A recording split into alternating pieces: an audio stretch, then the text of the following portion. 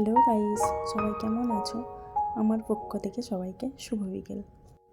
আজ একটু বোরিং লাগছিল, তাই বেরিয়ে পড়লাম মেদিনীপুরের দিকে ঘুরতে।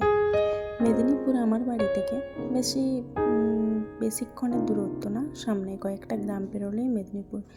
দেখুন, গ্রামের রাস্তায় আমরা যাচ্ছি, ভিউটা খুব সুন্দর। বিকেলে বৃষ্টি হয়েছিল, তাই ওয়েদারটা আরও বেশ সুন্দর হয়ে উঠেছে। আমাদের বাড়ি থেকে মেদিনীপুর যাওয়ার রাস্তায় এই নদীটা পড়ে। নদীটা বেশ অনেকটাই বড়, আর সারা বছরই এখানে বাঁশের পোল থাকে। বর্ষাকালে অবশ্য কিছু কিছু সময় ভেঙে যায়, আবার নতুন করে তৈরি করে দেওয়া হয়।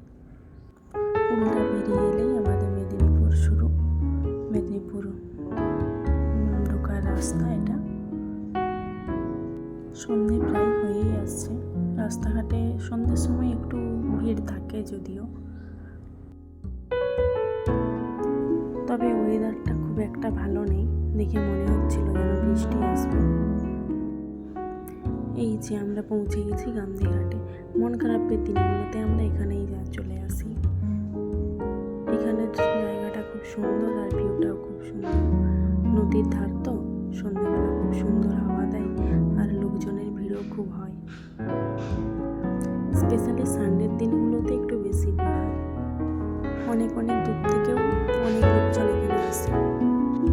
এই যে গান্ধীঘাটের স্পেশাল আকর্ষণ হলো এই জলের ফোয়ারাগুলো। এগুলো সানডেতেই মনে হয় আমরা যেই সানডেতে আসছি তখনই দেখেছি এগুলো অন হতে। 10 মিনিটের জন্য আর কি দুর্দান্ত দেখতে। সামনে থেকে জাস্ট সন্ধ্যের সময় এটা দেখার জন্যই মানুষজন বেশি এখানে এসে ভিড় করে।